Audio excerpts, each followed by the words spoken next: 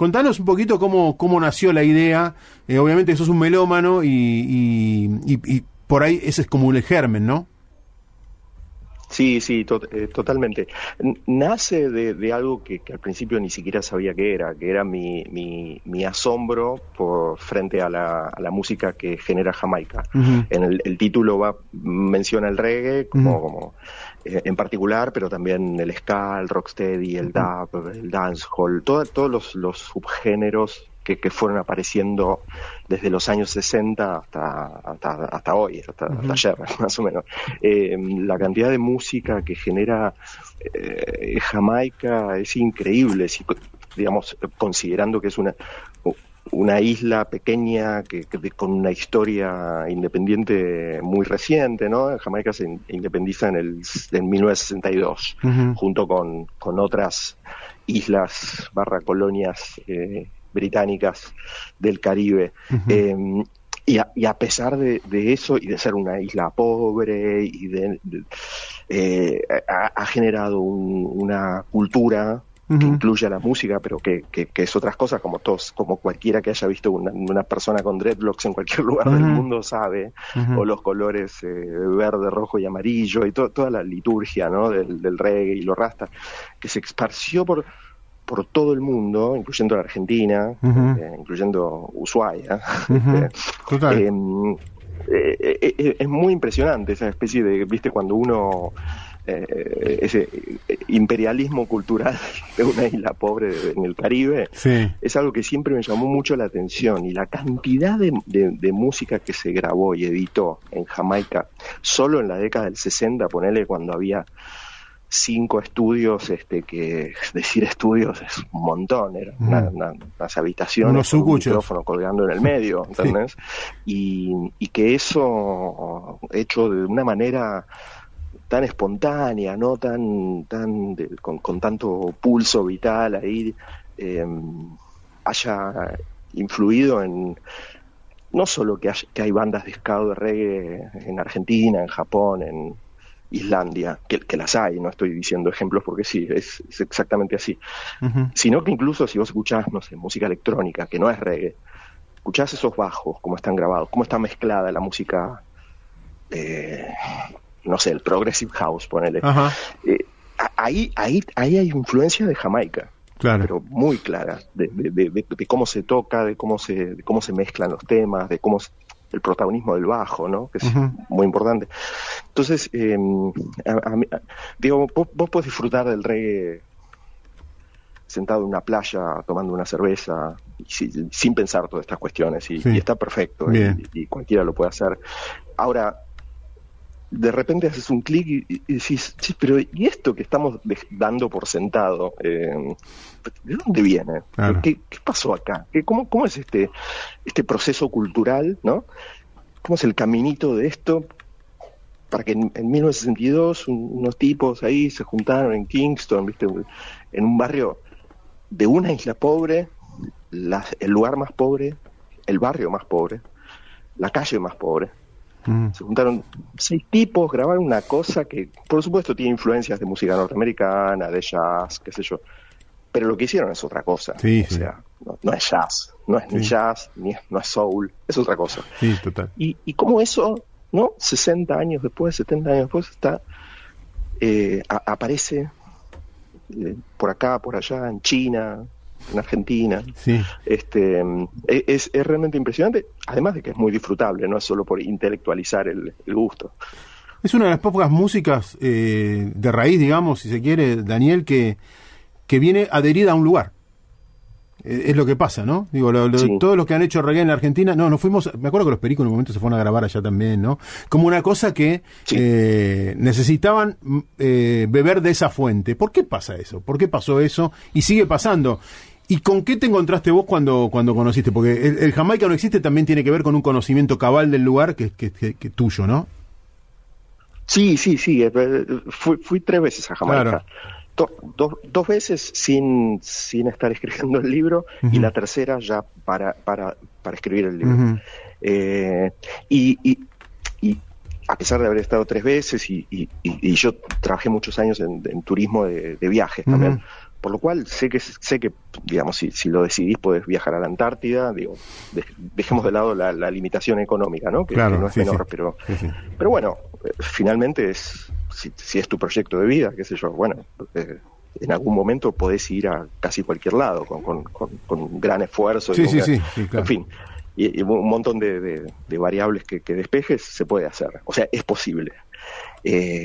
Podés ir a Japón, podés ir a la Antártida, podés ir a Jamaica, sin duda, tanto como podés ir a Brasil o a Miami. Y sin embargo, a mí, digamos, si vos me decís que te estás por ir, que sacaste un pasaje para Kingston, a mí me sigue pareciendo un flash que realmente puedas, viste, con un par de clics y un poco de decisión y un poco de suerte en lo económico, una financiación, aterrizar mañana y ver esos estudios, ver esos lugares que efectivamente, que en realidad me voy a contradecir con el título, pero sí existen, están ahí, son mucho más accesibles de lo que uno podría pensar. En Jamaica mismo no les prestan mucha atención, no se hacen mucho cargo de ese legado, del mismo modo que las grandes leyendas del rocksteady o del ska tocan poco y nada en Jamaica, y sí actúan mucho los que están vivos en Alemania o en Italia o en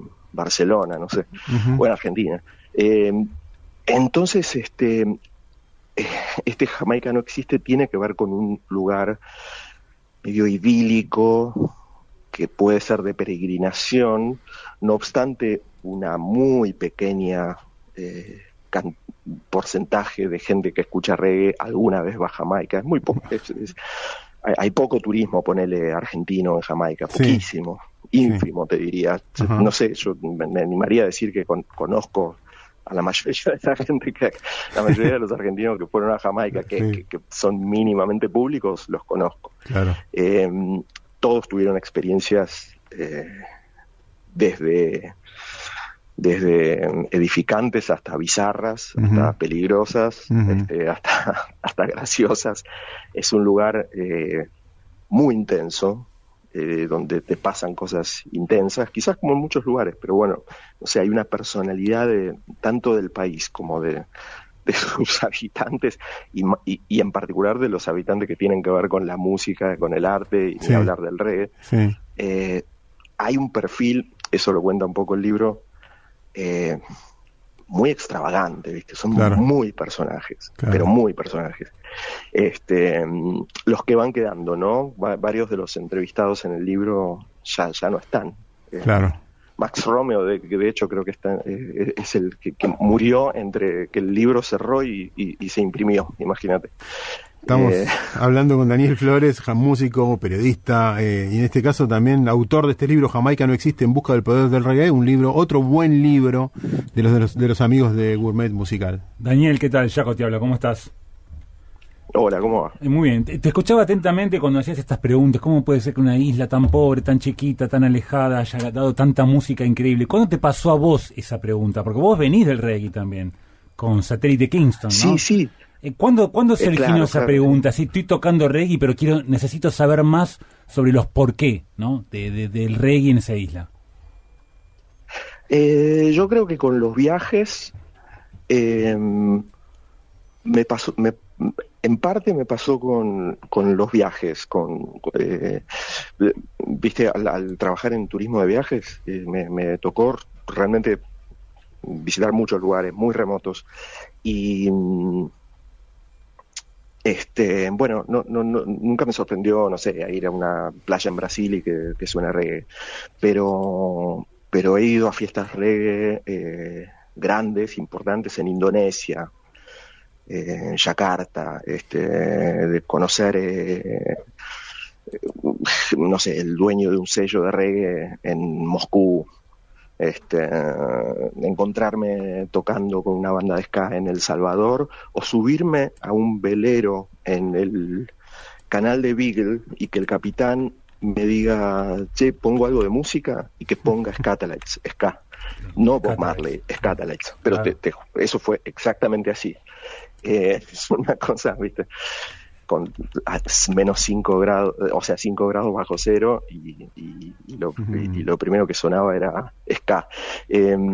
Y y bueno, como investigador en un punto de cuestiones musicales, sobre todo desde el lado de, pongámosle muchas comillas, de estudios culturales, eso sí que me llamó mucho la atención, o estar en un festival de reggae en Jamaica y bueno, entre el público rasta o jamaiquino no rasta, que haya japoneses, alemanes y bueno, ver cómo esta cultura originada digamos desde un Big Bang tan chiquito y concentrado en un momento, porque el Big Bang cultural del que sale la música jamaiquina como la conocemos es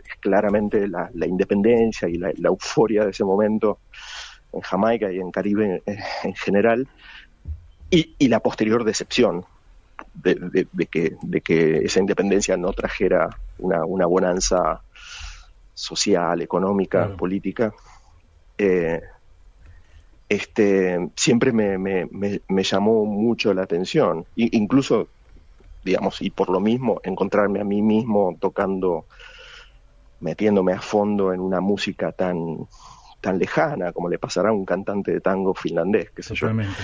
Solo que el cantante de tango finlandés, que existe, y hay varios, son casos más exóticos y aislados, y podríamos hacerle una nota como mirá qué loco un cantante de tangos en Finlandia, pero nadie le haría una entrevista a Los Pericos como algo exótico. Lo damos por sentado. Bueno, sí, hay bandas de reggae en todos lados, claro, cómo no, esa es normal, y sin embargo se parece bastante al cantante de tango finlandés. Totalmente. Y por alguna razón no nos llama tanto la atención. Te pregunto, no sé si lo abordás en el libro, pero ¿qué pasa con la segunda patria del reggae? Para mí sería Inglaterra, ¿no? Que es donde fueron todos los inmigrantes y donde se esparció y se germen, y después aparecen bandas como The Clash con influencia reggae, sí, o The Police o Madness, lo que se te ocurra. ¿Hablas de eso también? Claro que sí. Es que diste es un buen punto, porque esa es una de las explicaciones. O sea, esta pregunta de cuál es el poder secreto del reggae para semejante expansión, la hago durante todo el libro, y se la hago a los músicos jamaiquinos con los que me voy cruzando.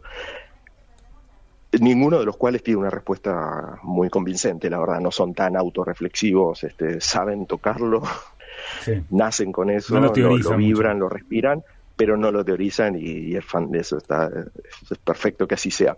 Ahora, por supuesto que una de las respuestas es, bueno, claro, ante la presencia, la corriente migratoria de jamaiquinos hacia Inglaterra hace que la gran amplificación de mucho de esto venga desde Inglaterra, ¿no? Digamos, desde donde es mucho más comprensible que se expanda un producto cultural.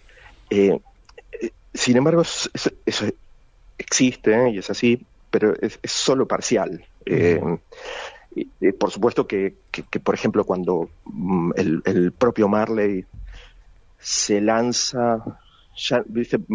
Marley tiene una primera etapa de los Wailers, en realidad, de su discografía, de su carrera, donde es todavía world music, ¿viste? Es como, bueno, estaba el reggae de Marley, estaba el calipso, estaba el tango argentino y el cha-cha-cha, no sé, era como un world music más. Sí.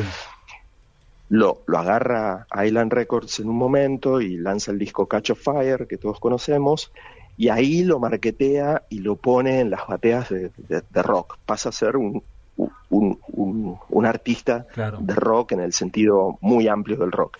Y ahí empieza a pasar otra cosa, y eso por supuesto que ocurre a través de Inglaterra. No obstante, en Inglaterra hay migrantes de muchos países del mundo, no solo de Jamaica, de muchos otros países, islas del Caribe, y del mismo modo de países de otros lugares del mundo, y con ninguna otra música pasa esto. Entonces, es cierto. Hay un argumento ahí, pero el contraargumento te aparece bastante rápido también. No es que una figura como Bob Marley tiene el alcance y la influencia que tiene porque, bueno, había jamaiquinos en Inglaterra. Y no, creo que no alcanzaría con eso. De hecho, con otros músicos jamaiquinos no pasa lo que pasó con Bob Marley. Entonces, es una razón, por supuesto, esa presencia de los jamaiquinos en Inglaterra, y por supuesto que confluye ahí, como decías, también con el surgimiento del punk. Uh-huh. Y se potencian, ¿no? Entre el punk potencia a las bandas de reggae, y la influencia del reggae potencia el punk, y el post-punk más aún todavía. Daniel, y es una de las explicaciones, sí. Total. Daniel, Horacio Convertini te saluda. ¿Cómo te va? Buen día. Hola, ¿cómo va, Horacio? Una consulta. Esa bomba atómica que fue el reggae y explota o empieza a explotar, diríamos, o se construye en los años 40. ¿Qué tenía adentro? ¿Qué había antes del reggae en Jamaica, musicalmente hablando? El ska. En Jamaica, claro, es previo al ska, incluso está el mento, que es muy similar al calipso. Bien. Pero el calipso es en realidad más específicamente de Trinidad, de la isla de Trinidad, y Jamaica tiene su propia versión, que es el mento, que es como un calipso, tiene un instrumento muy autóctono, que es la rumba box. Es un cajón, como si fuera, imaginemos un cajón peruano, pero claro, más ancho, y tienen como unas placas metálicas, y lo hacen sonar como si fuera un bajo, con esas... ese es como un instrumento muy del mento. De ahí el mento evoluciona al ska, pongamos, digamos, saltando algunas etapas. Empieza la influencia de las big bands norteamericanas, del jazz, por supuesto, y se empiezan a formar bandas similares a las big bands, especialmente para tocar en el circuito hotelero de la isla. Y eso genera algo muy interesante, que es músicos profesionales entrenados para leer música, para tocar todo tipo de estilos, por lo cual tienen influencias de todo tipo de estilos, jazz por supuesto, pero también el propio calipso de Trinidad. Son bandas para satisfacer un gusto cosmopolita. Totalmente. Claro. Bandas de cóctel, se podría decir, para tocar al lado de la pileta, o para el baile después de la cena, qué sé yo. Pero eso los convierte en músicos muy versátiles, muy versátiles. Y eso es algo que explica en parte cómo es que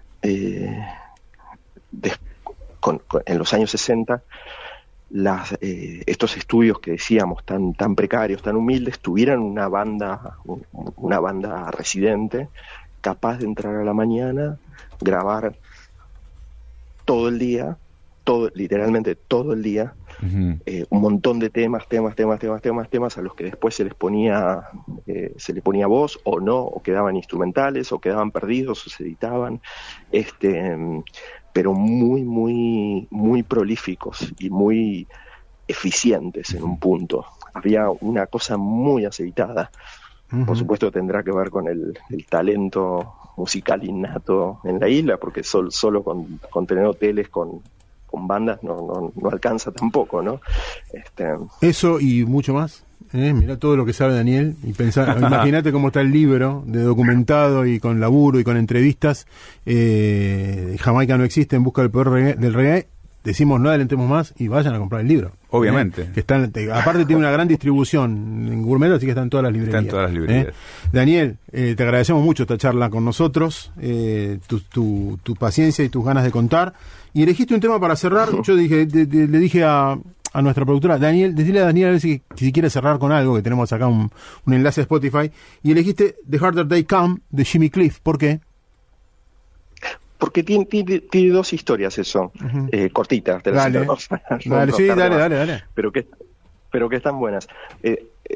Así como viste, marcaba que un punto muy importante es 1962, cuando Jamaica se independiza de Inglaterra. Otro punto muy importante es 1972, o sea, justo 10 años después, cuando se estrena The Harder They Come, que es la primera película en la historia de la cinematografía jamaiquina, y una de las pocas, porque no es que a partir de ahí empezaron a filmar tanto. Me refiero primera película en el sentido de que es una producción jamaiquina con actores jamaiquinos, con una historia jamaiquina rodada en Jamaica. Antes Jamaica podía ser una locación de una película de James Bond. Pero esta es una película jamaiquina por jamaiquinos, la puede ver cualquiera en YouTube, está. Es una película increíble, con una banda de sonido, una de las mejores bandas de sonido que aparece en las listas, viste, que se publican siempre de las mejores bandas de sonido. Bueno, está siempre.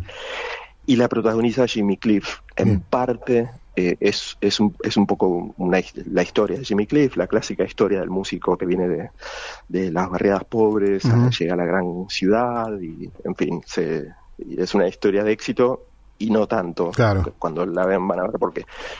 Y eso conecta, finalmente, es importante, porque en el libro se cuenta la historia, que en realidad es de unos años antes de Harder They Come, en 1969, que muy curiosamente Jimmy Cliff viene a tocar a Sudamérica y toca en la nada menos que en la elección de la reina de Punta del Este con una banda de músicos uruguayos del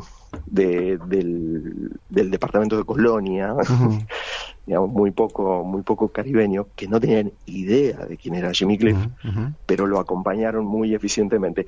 Para el libro, te digo una cosa, una noche antes de entregar el libro, porque se iba a imprenta, había logrado encontrar a los músicos uruguayos que tocaron con él y me contaron cómo fue esa experiencia, y es todo muy desopilante, y también muy interesante en cuanto a que un músico jamaiquino como Jimmy Cliff estaba llegando a Uruguay y dejando ahí su semilla de influencia